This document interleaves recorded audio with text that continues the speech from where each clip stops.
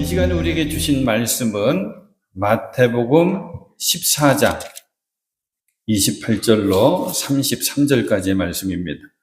마태복음서 14장 28절로 33절까지의 말씀 우리 함께 봉독하십니다. 베드로가 예수께 말하였다. 주님, 주님이시면 나더러 물 위로 걸어서 주님께로 오라고 명령하십시오. 예수께서 오너라 하고 말씀하셨다. 베드로는 배에서 내려 물 위로 걸어서 예수께로 갔다. 그러나 베드로는 거센 바람이 불어오는 것을 보고 무서움에 사로잡혀서 물에 빠져 들어가게 되었다. 그때 그는 주님 살려주십시오 하고 외쳤다. 예수께서 곧 손을 내밀어서 그를 붙잡고 말씀하셨다.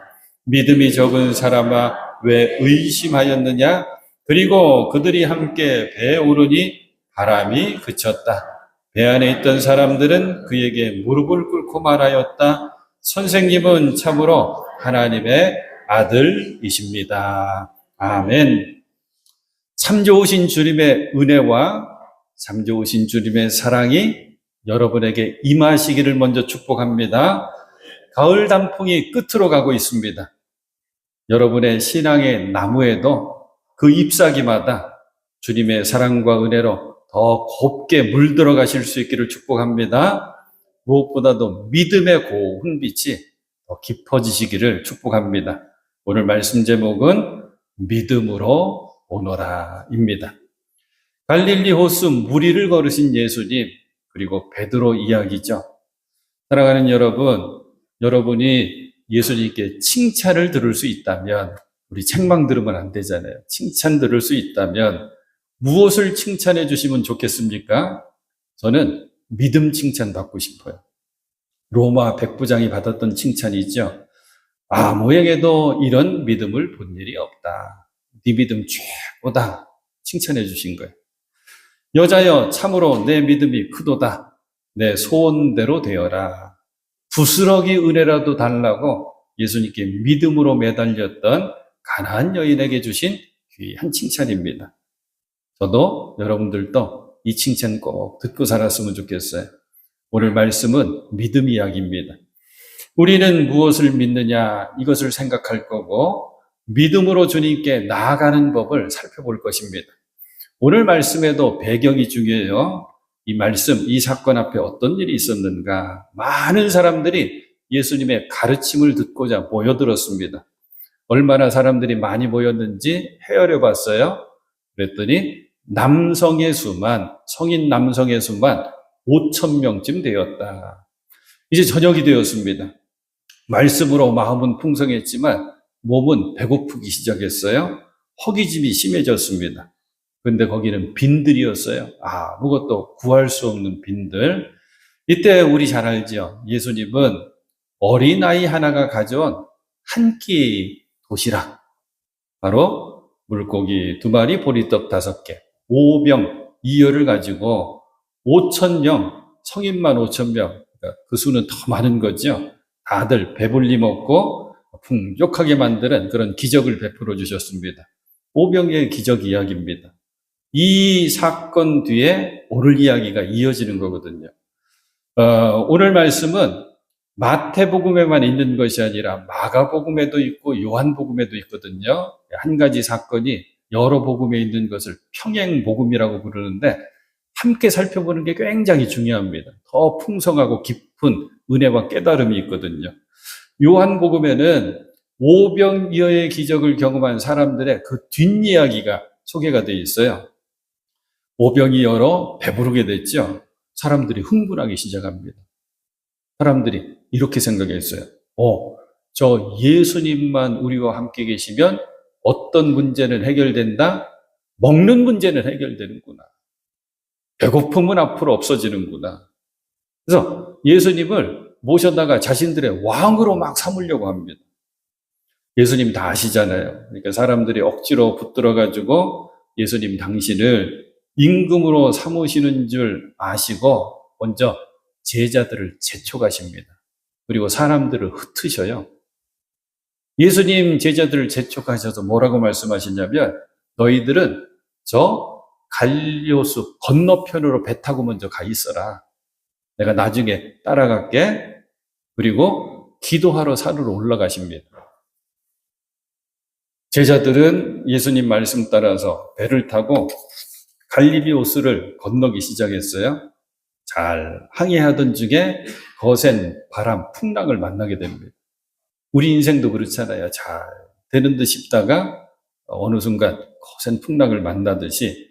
그런데 이 풍랑이 얼마나 심하고 역풍이었는지, 반대로 부는 바람이었는지 배가 앞으로도 못 가고 뒤로도 못 가고 출항한 지 시간도 꽤 지났습니다. 육지로부터는 멀리 떨어져 있었기 때문에 돌아갈 길이 묘연해요. 방법이 없습니다. 갈릴리 호수가 특이하거든요. 갈릴리 호수다, 바다다, 성경에 이렇게 호수로, 바다로 많이 이렇게 기록되어 있어요. 여러분 아시잖아요. 호수랑 바다랑 구분 짓는 방법이 두 가지가 있어요. 가장 쉬운 거. 그 물을 손가락으로 딱 찍어서 입에다 대보면 알아요. 짜면 바다, 안 짜면 호수. 갈릴리는 안 짜요. 담수호. 두 번째는 뭐냐면 호수는 수평선 보기가 쉽지가 않아요. 근데 바다는 다 수평선을 볼 수 있죠. 근데 재미있게도 갈릴리 호수는 수평선이 보여요. 왜 그러냐면 가로로는 11km, 세로로는 21km 큰 호수거든요. 그러니까 수평선이 보여요. 그러니까 바다라고 이렇게 성경에 많이 기록되어 있어서 저도 이제 지금부터 이제 바다라고 표현할게요. 그래요. 갈릴리 바다 한가운데 갇힌 제자들 이제 오지도 못하고 가지도 못하고 폭풍우 속에서 홀딱 밤을 샌 거예요. 죽기 살기로 노를 저으면서 배가 뒤집히지 않으려고 애쓴 거죠. 그 장면이 24절에 있죠. 제자들이 탄 배는 이미 육지에서 멀리 떨어져 있었는데 풍랑에 몹시 시달리고 있었다. 바람이 거슬러서 불어왔기 때문이다. 지금 제자들의 모습과 그 심정, 그 마음을 한번 우리 상상해 보는 거예요. 지금 상황은 입이 칠흑 같은 어둠입니다. 바람은 갈수록 세어져요.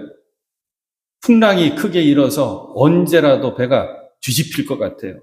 배가 뒤집히면 배는 부서져 버리고 말죠. 흥미로운 것은 이전에도 비슷한 경험을 제자들이 해요. 마태복음 8장에 나오는데 제자들이 배를 타고 똑같이 갈릴리 호수를 걷는데 풍랑을 만나요. 다른 점은 그때는 예수님이 그 배 안에 계셨어요. 배 밑바닥에서 주무시고 계셨거든요.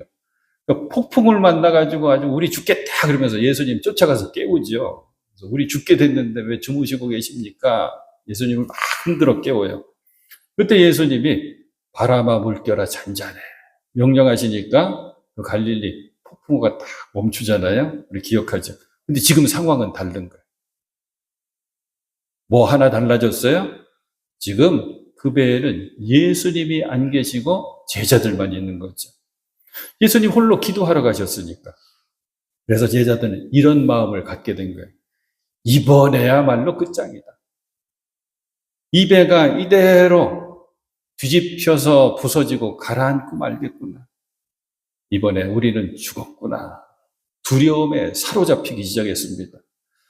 간단하지요. 왜냐하면 지금 곁에 예수님 계시지가 않으니까. 내 눈에 예수님 보이지가 않으니까. 내 손에 예수님 붙잡히지 않으니까. 그런데 여러분, 이 제자들의 심정을 10분 이해할 수 있을 때가 우리에게도 종종 있습니다. 언제지요? 내가 인생의 폭풍우를 만났을 때. 주님 보이지 않아요. 쉽게 주님 발견 못합니다. 주님 함께 계시지 않다고 여겨집니다. 주님 내 눈에 보이지 않기 때문에 이 어려움 중에 내가 던져진 줄 알아요. 홀로 있는 줄 압니다. 근데 정말 그런가요? 예수님이 우리 멀리, 우리가 보이지 않고 우리가 잡히지 않는 곳에 멀리만 계신가요? 우리 삶의 문제 아무 관심도 없으시지 먼데 계신 분인가요? 그렇지 않습니다. 믿음의 눈이 떠지면 어떤 순간 어떤 상황에도 내 곁에 계신 예수님이 보입니다. 오늘은 이걸 배우려고 하는 거거든요. 어떤 상황에서든지 나를 보고 계시고 나에게 찾아오시고 가장 힘들고 그 어려운 그 순간에 손을 내밀어 건져주시는 예수님을 우리가 배우려고 하는 거예요. 자, 오늘 말씀과 똑같은 사건이 마가복음에도 기록되어 있다고 그랬는데 그게 6장에 있거든요. 6장 48절이 굉장히 흥미로운 말씀입니다. 마가복음의 6장 48절이에요. 잘 들어보십시오. 예수께서 그들이 노를 젓느라고 몹시 애쓰는 것을 보셨다. 바람이 거슬러서 불어왔기 때문이다. 뭐라고 기록되어 있다고요? 예수님께서 보셨다. 학자들은 우리에게 알려줘요. 지금 제자들이 무태서부터 땅에서부터 항해를 시작해서 지금 밤 꼬박 새고 이게 새벽이거든요. 이때까지 과연 얼마나 떨어져 있었을까? 적어도 3마일, 5km는 떨어져 있을 거다. 그러니까 갈릴리 바다 한가운데 거의 있는 거예요. 그런데 말씀 뭐라고 되어 있어요? 그들이 노를 젓느라고 몹시 애쓰는 것을 우리 예수님 보셨다. 이 보셨다고 하는 말씀이 중요해요. 이거는 그냥 우리의 시력, 눈으로 봤다는 게 아니에요. 아무리 시력이 좋아도 5km 밖에 있는 배를 볼 수는 없거든요. 이 의미는 예수님은 제자들이 고통당하는 것을 다 보시고 이해하시고 알고 계셨다는 거예요. 두려움에 붙들려 있는 마음까지도 알고 계셨다는 거예요. 그게 보셨다. 이 신앙을 뭐라고 표현하냐면 감찰하시는 하나님을 믿는 신앙. 감찰하시는 하나님. 구약에 많이 나오거든요. 하나님은 감찰하신다. 모든 것을 낱낱이 살피시고 아시는 하나님. 마음의 중심과 나의 모든 행위를 다 지켜보시는 하나님. 그래서 감찰하시는 하나님은 곧 뭐가 되냐면 중심을 보시는 하나님이 되는 거예요. 시편에 여러 군데 나오는데 시편 139편에 잘 나오거든요. 1절부터 3절까지. 주님께서 나를 샅샅이 살펴보셨으니 나를 환히 알고 계십니다. 감찰하시는 거예요. 2절, 내가 앉아있거나 서있거나 주님께서는 다 아십니다. 멀리서도 내 생각을 다 알고 계십니다. 5km 밖에 예수님도 다 알고 계십니다.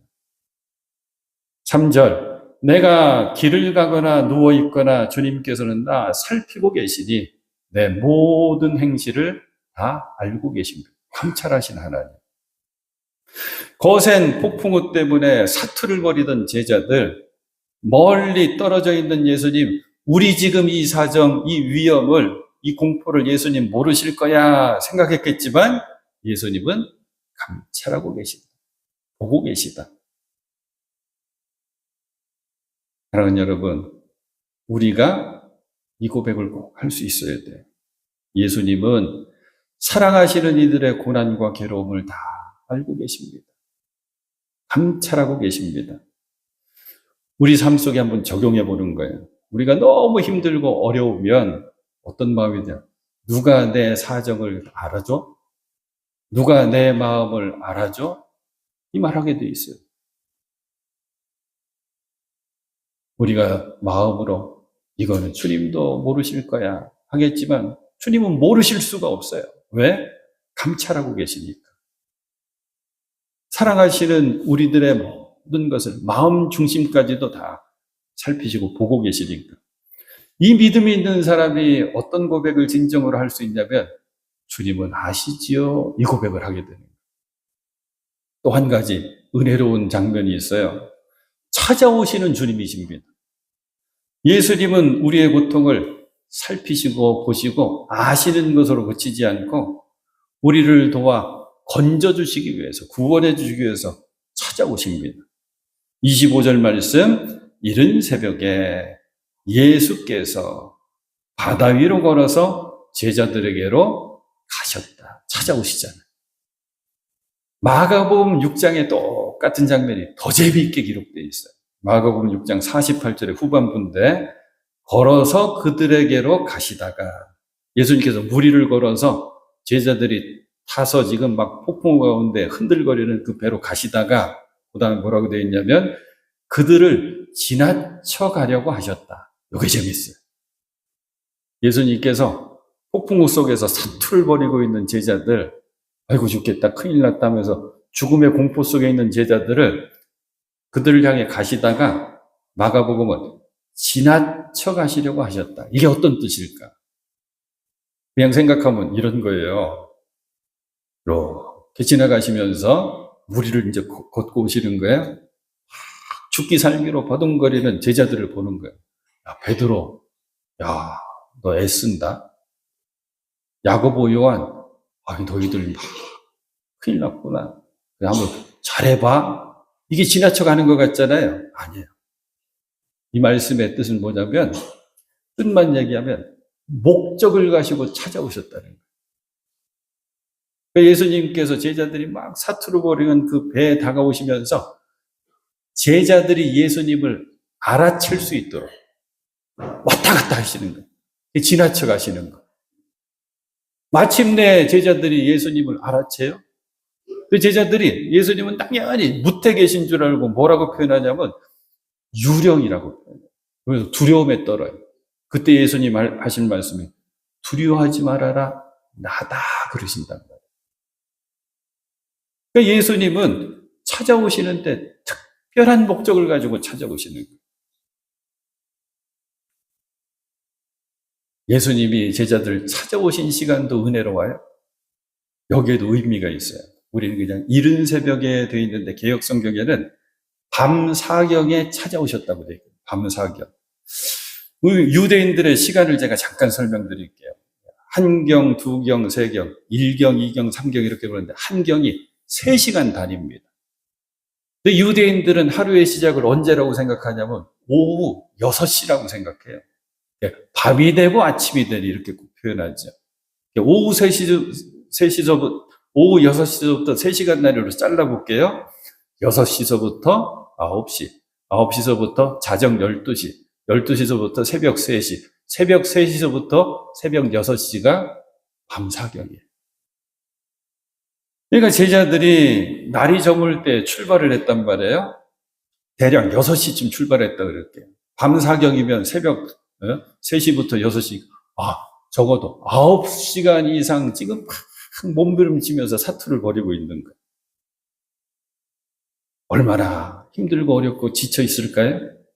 얼마나 배고팠을까요? 춥고 힘들었을까요? 더 큰 문제는 이 폭풍이 언제 끝날지를 몰라요. 살아남을 수 있을지를 모르겠어요. 그러니까 극도로 스트레스 속에, 극도의 죽음의 공포 속에 제자들이 사로잡혀 있는 거죠. 그래요. 밤사경은 그냥 일상의 하루 중에도 가장 춥고 어두울 때입니다. 그런데 여러분, 우리가 살아가다 보면 인생의 밤사경을 만날 때가 있어요. 어려움은 이상해요. 문제는 이상해요. 연속으로 찾아옵니다. 저 스스로도 경험해봤고 많은 분들을 지켜보면서 저 큰 문제 저거 어떻게 해결하실까? 근데 잘 이겨내셔요. 바로 다음 문제 닥쳐옵니다. 상황은 어때요? 풀릴 듯 아니에요. 꼬이기는 더 꼬입니다. 꼬이고 더 꼬여서 힘들고 어렵게 만듭니다. 마음이 죽을 것 같죠? 괴롭습니다. 네, 여러분 말씀드렸잖아요. 마음이 병들면 그대로 육신의 질병으로 같이 옵니다. 죽음이 나로부터 꼭 한 걸음밖에 있는 것 같아요. 얼마나 힘든지. 벼랑 끝에 서 있는 것 같습니다. 누가 살짝 와서 나를 툭 밀면 천길 낭떠러져 떨어질 듯한 벼랑 끝에 서 있는 그런 심정, 그런 상황일 때가 있습니다. 그런 때가 우리 인생의 밤사경이 있죠. 아무도 날 도와줄 사람 없는 것 같아요. 아무도 내 마음 몰라줘요. 그저 외롭고 괴롭고 힘든 그 순간 영혼의 캄캄한 밤, 바로 밤사경입니다. 우리 가운데 인생의 밤사경을 겪고 계신 분 계시단 말이에요. 근데 이 인생의 밤사경은 누구나 또 다 겪게 돼 있어요. 그럼 우리는 뭐 하면 될까? 조금 더 기다려야 돼요. 그리고 기억해야 됩니다. 아무도 몰라도 예수님만은 우리의 형편을 보시고 계시다. 알고 계시다. 우리를 돕기 위해서 찾아오신다. 목적을 가지고 찾아오셔서 그 목적대로 우리를 건져주신다. 이 마음을 꼭 간직해야 됩니다. 오늘 말씀은 믿음 이야기 해드린다고 그랬죠? 그래요. 우리가 믿는 것은 바로 이겁니다. 비록 밤 사경일지언정 주님은 나를 보고 계셔. 주님은 나를 찾아오셔. 목적을 가지고 나를 찾아와 만나주셔. 그리고 주님은 나를 건져주셔. 이 믿음 꼭 간직하는 여러분 되실 수 있기를 축복합니다. 이제 우리의 모습이 그대로 겹쳐서 보여지는 베드로 이야기 해드릴 겁니다. 베드로가 믿음에 도전을 합니다. 물 위를 걸어오시는 분이 예수님인 걸 알았어요. 그러니까 베드로는 상식을 뛰어넘고 경험을 뛰어넘는 간구를 주님께 합니다. 그게 28절입니다. 베드로가 예수께 말하였다. 주님, 주님이시면 나더러 물 위로 걸어서 주님께로 오라고 명령하십시오. 정확하게 제가 해석해 드릴게요. 와, 과연 주님이시네요. 주님 저에게 명령해 주세요. 저로 물 위를 오라고 말씀해 주세요. 주니까 뭐냐면 주님 말씀만 하옵소서예요. 말씀만 하옵소서. 이 말씀만 하옵소서로 칭찬받은 사람이 설교 시작하면서 말씀드린 백부장이거든요. 백부장이 한 말씀만 하옵소서 그러면 내 종이 낫습니다. 그 고백으로 야 이스라엘에서 나 이만한 믿음 못 봤다. 네 믿음 최고다. 그 칭찬받은 거거든요. 베드로도 똑같아요. 예수님 말씀만 하시면 나 무리를 걷습니다. 베드로가 예수님과 같이 무리를 걷게 됐어요. 29절 예수께서 오너라 하고 말씀하셨다. 오너라 앞에는 뭐가 숨어 있냐면 믿음으로 오너라 하고 말씀하셨다. 베드로는 배에서 내려 물 위로 걸어서 예수께로 갔다. 이 장면만큼은 너무 멋져요. 부럽습니다. 베드로의 믿음의 고백을 듣고 예수님 허락하시고 명령하신 거거든요. 그런데 한순간에 그 믿음이 흔들리는 일이 생깁니다. 이제부터가 가장 오늘 말씀의 중요한 교훈이에요. 베드로가 믿음으로 예수님 바라봤을 때는 무리를 걸었어요. 몇 발자국 걸었는지는 알 길이 없어요. 아무튼 걸었어요. 얼마 못 가서 베드로의 마음과 시선이 예수님 쳐다보고 있다가 여전히 물결을 쳐다보는 순간 그 물결 속에 빠져들고 말죠. 두려움이 생겼기 때문에. 베드로가 바다에 빠지기 시작하면서 소리를 지릅니다. 주님 살려주십시오. 예수님 즉시 손을 내미셔서 베드로를 건져주십니다. 예수께서 곧 손을 내밀어서 그를 붙잡고 말씀하셨다. 믿음이 작은 사람아, 왜 의심하였느냐?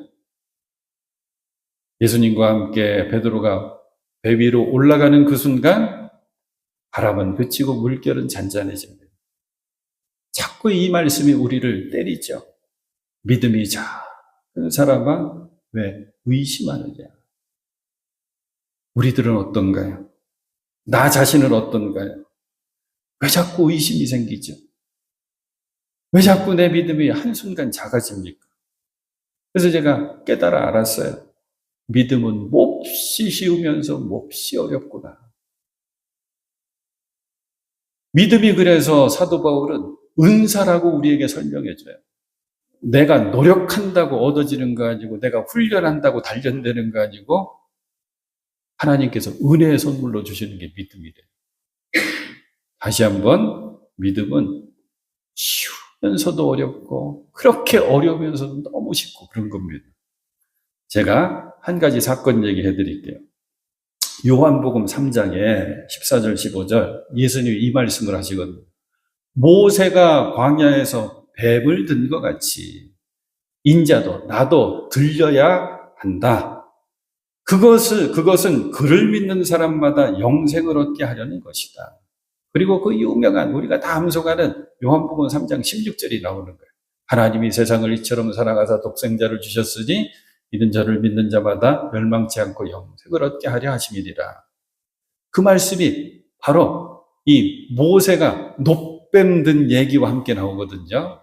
이 사건이 굉장히 의미 있는 사건입니다. 인자도 들려야 한다. 십자가죠. 십자가에 달린 나를 쳐다보고 믿는 사람이 구원받는다, 영생받는다, 이 얘기하시면서 모세가 광야에서 뱀을 든 것 같이 이 사건이 어떤 사건이냐. 이스라엘 백성들이 광야 40년을 살지요. 하나님의 인도하신 가운데 거의 광야 사거리 끝날 때쯤 가나안 땅이 저 앞에 보이는 거예요. 잘 열려 있는 왕의 대로라고 하는 길만 가면 이제 끝나요. 근데 거기는 에돔 사람들이 차지하고 있던 땅. 에돔 왕에게 부탁하는데 에돔 왕이 거절합니다.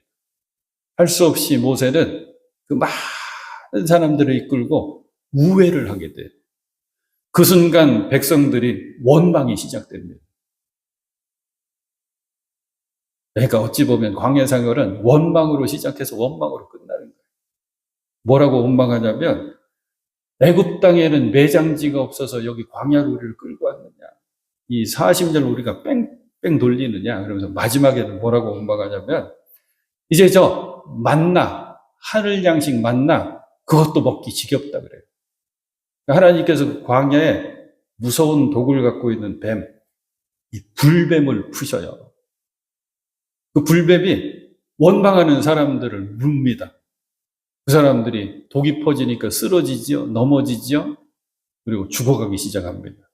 모세가 역시 매달려요, 하나님께. 그러니까 하나님께서 방법을 알려주셔요. 너 긴 장대 끝에다가 노수로 저 불뱀 형상을 만들어라. 그리고 높이 세워라.